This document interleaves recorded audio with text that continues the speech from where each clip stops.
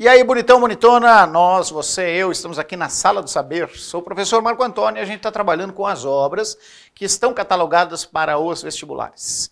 Essa obra é uma obra muito legal de um escritor chamado Nelson Rodrigues. Chama Vestido de Noiva. Vestido de Noiva, do Nelson Rodrigues, é uma peça de teatro de 1943. Legal? Nelson, vou colocar aqui o nome dele, Nelson Rodrigues. Se você gosta de futebol, você já deve ter ouvido falar do Nelson Rodrigues, ele foi um grande cronista. Nelson Rodrigues, ele tem um livro sobre a sombra das chuteiras em flor e tal, mas ele, para nós, tem um apelido de o anjo pornográfico. Ele mesmo diz que ele é o anjo pornográfico. Nelson Rodrigues, ele oficialmente, nós temos um problema aqui com o Nelson Rodrigues, tá? Oficialmente, ele estaria na terceira geração modernista. Geração modernista. Ou também chamada de geração pós-moderna. Ou também conhecida como geração pós-45, né? Porque a terceira geração, ela vai de 1945 até por volta, mais ou menos, 1970, né? Então essa é a geração. O problema é que essa peça, Vestido de Noiva, ela arrebentou, ela acabou com o teatro tradicional. Então essa peça é um divisor de águas. Até Vestido de Noiva, o teatro era um. Depois de Vestido de Noiva, o teatro é outro. Então, Vestido de Noiva é considerado, olha lá, a primeira peça do teatro moderno no Brasil. Moderno brasileiro. Ah, então a Semana de Arte Moderna, 22. Não teve teatro moderno? Não, só em 43. Então toma cuidado com isso aqui. A Vestido de Noiva é um divisor de águas, tipo uma Memórias Póstumas de Brás Cubas do teatro. Legal? Então essa é uma peça importante. Como a gente sempre faz, vamos analisar aqui, ó. A terceira geração é uma geração mais voltada para análise introspectiva, Clarice Lispector, né? Ela é mais voltada lá para aquele regionalismo mágico, Guimarães Rosa e tal. A terceira geração, ela deixa de lado um pouco aquela questão social da segunda, tipo Vidas Secas, e ela começa a analisar a introspecção, o ser humano e tal. O Nelson Rodrigues tem uma pegada diferente, então vamos buscar ele aqui, ó, e vamos conversar sobre Nelson Rodrigues, o anjo pornográfico. Nelson Rodrigues.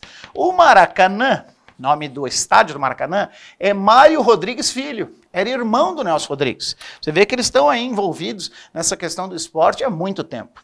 O Nelson nasceu em Recife, Pernambuco. O pai do Nelson Rodrigues era muito ligado ao jornalismo e naquela época, né, final do século XIX, começo do século XX, o jornalismo era muito tendencioso, político, eram comprados, então ele estava sempre envolvido em algum tipo de maracutaia, de problema. Tanto é que o pai, a família do Nelson Rodrigues, muda para o Rio de Janeiro. Mudou-se para o Rio de Janeiro, para a capital, na época, né? Capital para o Rio de Janeiro. Onde eles pudessem trabalhar e o pai não fosse morto, né, naquele momento. Então, ele e os irmãos começaram a trabalhar com o pai. Naquela época, jornalista não precisava de formação, então ele ingressa no jornalismo. E naquela época, jornalista faz de tudo. Jornalista faz jornalismo esportivo, faz jornalismo policial, achacava gente, ou seja, extorquia dinheiro, era uma balbúrdia completa. E ele vivenciou isso. Tanto é que isso aparece nas peças dele. Essa característica e tal. Principalmente ligada à questão de futebol e tal. E Quando ele se casa, ele começa a escrever peças de teatro. Então, inicia no teatro. Ele faz uma peça em 1941, não faz tanto sucesso, e faz essa peça em 1943. É a segunda peça dele. Então, no teatro, ele começa a analisar a podridão humana. As primeiras peças são chamadas de peças mais voltadas para o subconsciente, para análise psicológica, são peças míticas, né? As primeiras peças teatrais, elas são peças voltadas para aspectos míticos, para aspectos psicológicos, que é o que você vai ver daqui a pouco. Aí a gente tem Anjo Negro, a gente tem o Vestido de Noiva e tal. Na década de 50, que são as segundas peças teatrais, ele já entra analisando aspectos do subúrbio da vida medíocre, do dia a dia, das pessoas cotidianas no Rio de Janeiro. Sempre com uma visão crítica. Visão crítica. Só que a crítica do Nelson Rodrigues é uma crítica meio que muito ácida, né? A gente chama na literatura essa tendência de falar das desgraceiras, né, da parte intestinal, de uma literatura mais brutalista. É uma característica que rola. Vocês vão ver isso na peça. Mas vamos lá. Vamos para a nossa peça, Vestido de Noiva. Nelson Rodrigues, antes de eu passar aqui, ó, na década de 60, Nelson Rodrigues, inclusive, começa a fazer peças mais pornográficas mesmo. A gente tem peças dele bastante pornográficas, seriam as terceiras, que era uma maneira que ele tinha de mostrar essa podridão da sociedade, ou da alta sociedade, da elite e tal. Nelson Rodrigues entrou por esse viés. Mas vamos lá, vamos para Vestido de Noiva. Essa peça só foi possível ser feita porque em 1943 existia um cenografista, na verdade a gente tem algumas pessoas envolvidas. O grupo de teatro que fez chamava Os Comediantes. É o nome do grupo. Legal? Quem fez o cenário foi um artista plástico chamado Santa Rosa. E aí entrou em cena um cara chamado, vai trabalhar com a parte de cenografia, chamado Ziebinski. Nossa, que nome esquisito! Pois é. O Ziebinski era um polonês que chegou ao Brasil e conseguiu montar a peça. Vocês já vão ver por quê. Vestido de Noiva é uma peça em 3 atos. O que é isso, 3 atos? 3 atos é uma espécie de regra que vem desde a Grécia, né? Uma primeira divisão, uma segunda divisão, uma terceira divisão. Então, isso é um modelo que a gente herdou da Grécia, é um modelo clássico. Então, a peça em 3 atos. Só guarda isso aí, porque é uma coisa importante. Contando a história de um crime passional. Crime passional. De uma traição entre irmãs numa alta sociedade do Rio de Janeiro. Então, essa é a ideia da coisa. Só que a peça é doida, porque ela acontece ao mesmo tempo em 3 lugares. Como assim? O palco é dividido em 3 partes. Uma primeira parte seria o plano da realidade. Então, no plano da realidade, no plano do agora para o momento, né? 1943, uma moça chamada Alaide, que é casada com Pedro, foi atropelada. Você não escuta, você não vê isso, na verdade você só escuta, tá? Plano da realidade, esse começo da cena, você escuta freada de carro, você escuta carro correndo, você escuta aquela barulheira toda. Ela foi atropelada. Eu trouxe para vocês um filme de 2006, que é um filme chamado Vestido de Noiva, que tem essa cena. Essa cena não existe na peça, tá? Só no filme. Tá lá a cena do filme Vestido de Noiva. A Alaide, que é casada com Pedro.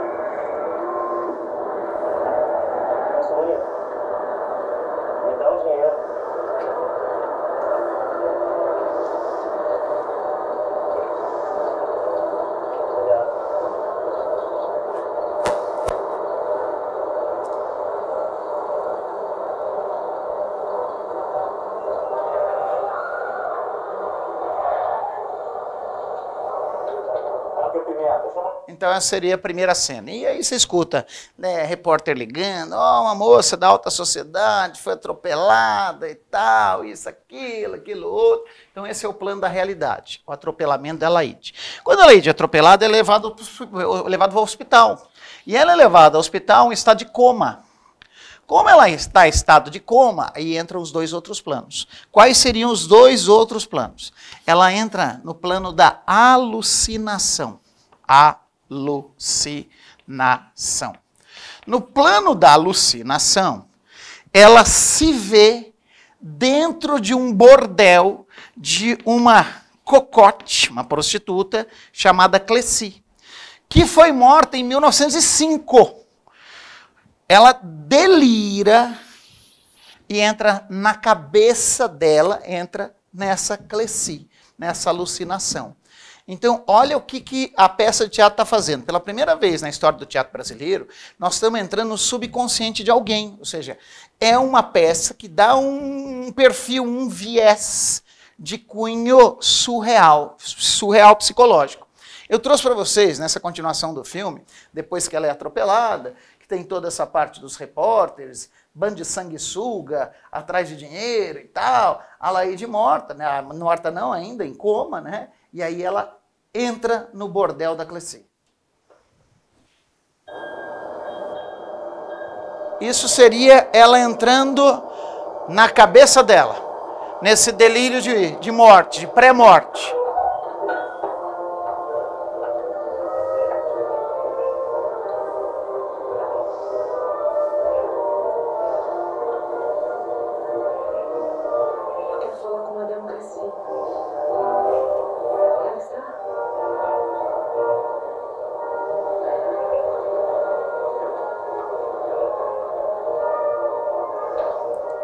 Ela vê as prostitutas todas num bordel, no mundo real.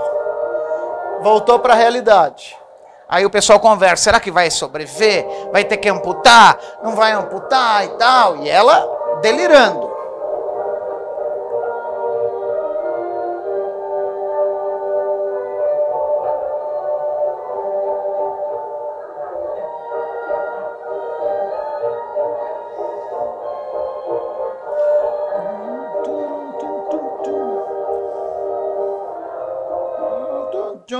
Por que isso está acontecendo? Bom, aí a gente tem o outro plano. O outro plano é o plano da memória. Ela lembra que os pais dela compraram uma casa e eles foram morar nessa casa. E nessa casa existia um baú. Nesse baú estavam as coisas da Cleci. A casa em que eles vão morar era da Cleci. Era o antigo bordel da Cleci.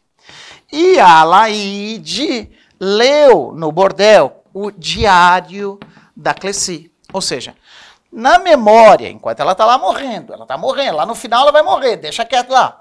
Na memória, ela lembra que ela teve acesso a esse diário. Então, dentro da cabecinha dela, no delírio de morte, ela está montando essa cena a partir da alucinação. Pegou a doideira da peça de teatro, enquanto a mulher está lá, com um monte de médico em cima dela e um monte de repórter sanguessuga tentando tirar alguma informação, ela está delirando a partir de uma construção que ela fez. Olha a pira da coisa. Pois é, nesse delírio, ela quer descobrir o que é que aconteceu no dia do casamento dela. Ela lembra que no dia do casamento dela apareceu uma misteriosa mulher de véu. Quem é essa mulher de véu? Ela não sabe quem é essa mulher de véu. A Cleci se propõe a ajudar ela. É um delírio. A Cleci não existe. Então essa Cleci que ela criou, que ela inventou, se propõe a desvendar a mulher de véu. Tudo dentro da cabeça dela. Olha a pira da coisa. Então você tem a cena aqui do casamento.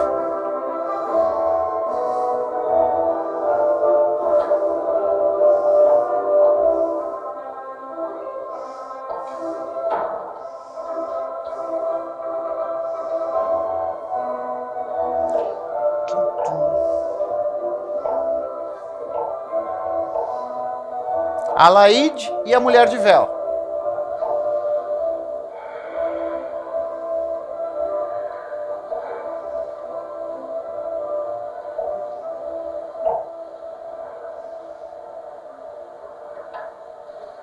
Achou? Não. Remexi tudo. Mas a senhora me abriu no seu quarto. A senhora cômoda? Fui. Não encontrei nada. As duas acabam discutindo e a gente fica sabendo que a misteriosa mulher de véu tem um ódio muito grande em relação a Laíde. Eles no meio do jardim também foi flerte. Sei lá de beijo. Que beijo. Sabendo como você é. Ah lá, a mulher de véu brigou com ela. O que eu fiz? Diga. Você está assim. O que foi? Sua hipócrita. Diga então o que foi. Quer dizer que não sabia que ele estava namorando, Pedro? Aqui no namoro? Um flerte à toa. Você quer dizer a mim que foi um flerte? Quer me convencer? Foi. Um beijo daqueles no meio do jardim também foi flerte. Sei lá de beijo. Que beijo? Sabendo como você é. Viu tudo. Na janela, atrás da cortina, entrou logo, mas viu. Eu não admito que você venha recordar essas coisas. Ele é meu noivo. Eu não viu. E quem é a mulher de véu? Aí eles vão penetrando nos inconscientes da Cleci, a ponto de, olha a doideira, eles irem a um velório da Cleci. Porque a Cleci deixou escrito no diário que quando ela, antes de morrer, né, ela namorava um cara da escola militar, e o cara cortou o rosto dela com canivete, ela morreu por conta disso. Tem o jornal da morte da Cleci lá. Então, dentro da cabeça da Laíde, ela montou isso. Então, as duas, a Cleci e a Laíde, vão ao velório da Cleci. E a Cleci não quer se ver com o rosto cortado, porque ela acha que ela está feia. Ou seja, olha o grau de delírio da peça. Gente, é morto como fica.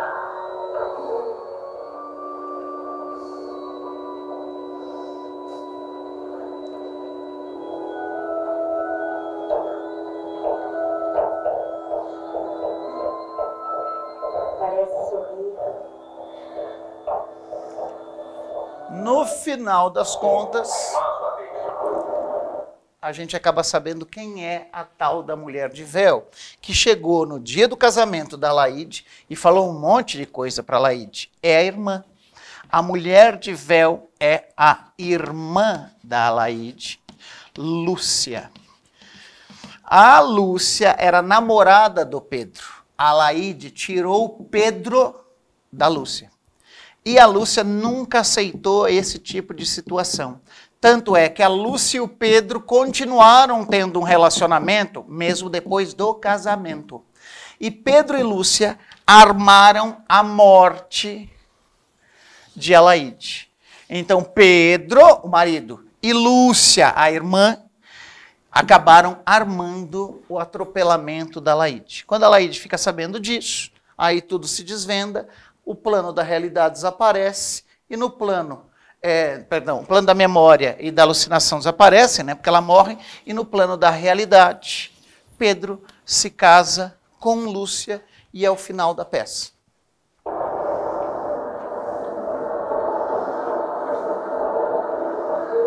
Só conquistei Pedro, nada mais normal. Mas conquistou tão mal que ele anda atrás de mim o dia inteiro. Mentira!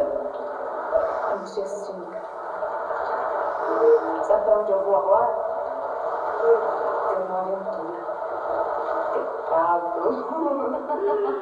Sabe o que é isso? Vou visitar um lugar, que lugar maravilhoso. Eu fui lá uma vez. Tinha duas mulheres dançando. Mulheres com sapatilhos amarelos e cor-de-rosa. De rosa.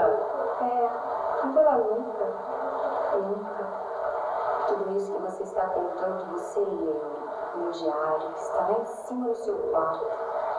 Quer que eu vá buscar? Quer? Está bem, Lúcia. Eu vou. Mas hoje eu vou. Você pode ir e ficar por lá.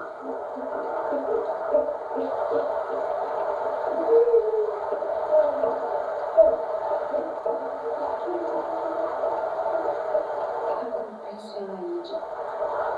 Se eu consigo ver de novo. Está quase na hora de entrar.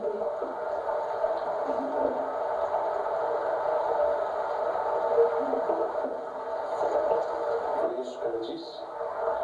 Choque-se. Previa que ia morrer. Isso também nós prevíamos. Diz nós. Digo, porque você também previa. Previa e desejava. Apenas não pensamos no outro plano. Só.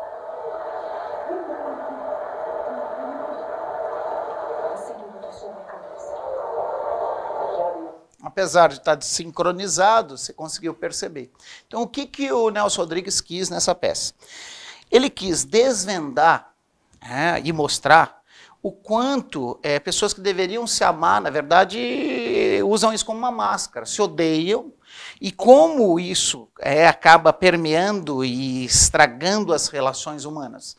Então, de certa maneira, ele fez aquilo que o Machado de Assis fez. Não com a ironia, não com a delicadeza do Machado de Assis, mas ele fez mostrando a brutalidade dessas relações humanas. A inveja, o interesse, a vaidade, o ódio. Então, essas relações que são complicadas entre os seres humanos, né? Entre dois irmãos. Olha aí. E um detalhe importante, ele conseguiu isso com uma maestria monstruosa, porque é uma peça de teatro que acontece ao mesmo tempo em 3 lugares, o pessoal da plateia nunca tinha visto aquilo, então a galera ficou, meu, o que está acontecendo? Tanto é que, quem conta, que estava na época, diz que quando a peça terminou, que fecharam as cortinas, o pessoal ficou sentado assim uns 10, 15 segundos sem saber se aplaudia, chorava ou corria. E no final das contas, a peça foi ovacionada e aplaudida e se tornou a grande peça da transição, da mudança do teatro. Então é uma peça que entra na cabeça de uma mulher na véspera de morrer, que mostra a podridão das relações humanas, o interesse sórdido do jornalismo da época, que mostra o interesse sórdido da irmã que quer pegar de volta aquilo que ela acreditava que era dela. Então essas são as relações que são expostas, né, de forma bem assustadora nas obras do Nelson Rodrigues. Tranquilo? Espero ter ajudado. Um abraço e até a próxima.